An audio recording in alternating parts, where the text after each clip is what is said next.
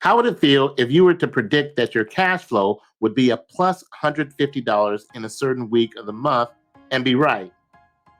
Or what would it mean to you if you're able to see that in a different week there would be a cash deficit and be able to do something about it to avoid it? So that's what we're talking about today, getting through the month with cash flow budgeting.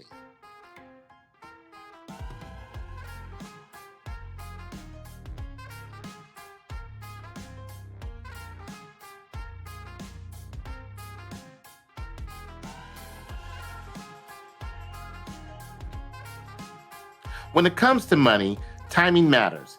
If the timing of your income doesn't match the timing of your expenses, you may come up short. You don't see that with a typical budget, where you're tallying your income and tallying your expenses and doing the math. The math is static. It is simple plus and minus, addition, subtraction, but it doesn't take into consideration the timing. If you're not intentionally aware of your timing, then things can get off track very fast. When was the last time you planned to spend an extra $52 on food on the drive home from picking up your family because everyone was hungry and you didn't feel like cooking?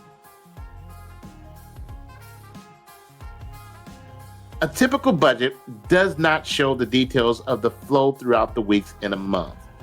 A cash flow budget helps you to project and see what money is scheduled to come in and how much you think you'll spend each week on the planned expenses that will be occurring. This is different from a regular budget because it does that math week by week so you can see whether you have money left over to spend or if you don't have enough money to cover things. And when you know this, you can make more informed decisions to spend on your needs, wants, and obligations.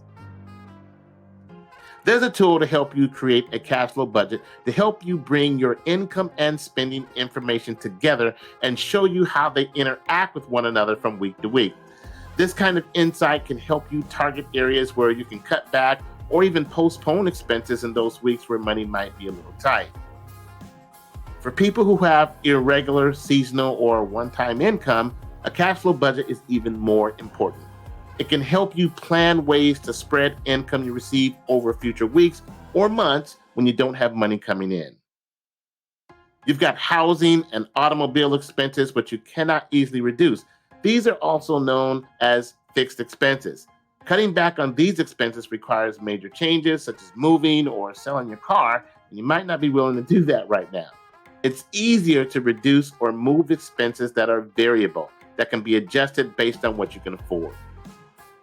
Let's take a look at a scenario to see how the cash flow budget tool works. Rolanda entered her starting balance for the month under week 1, which is the total amount of money available from cash on hand, prepaid cards, checking, and savings accounts.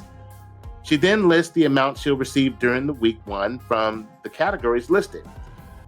We see a total income of $900. She now lists her projected spending for week 1 in the same manner as she did for the income. The tool will automatically do the math, subtracting the total expenses from the total income, and this is how you get the ending weekly balance, which in her case is negative $185. Now, she may have to make some decisions on how she might avoid a deficit during week 1. The ending weekly balance from week 1 is the starting balance for week 2. And what Rolanda has to do is repeat the steps of projecting her income and spending for the remaining weeks of the month. And you'll do the same when you do this on your particular tool. Now, like Rolanda, you can complete this cash flow budget ahead of the next month to gain a perspective of what your financial status will be in any given week. As you can see, there are 2 weeks during the month where Rolanda has a surplus of money to work with. This can inform her to make some choices that will even this out across all weeks of the month.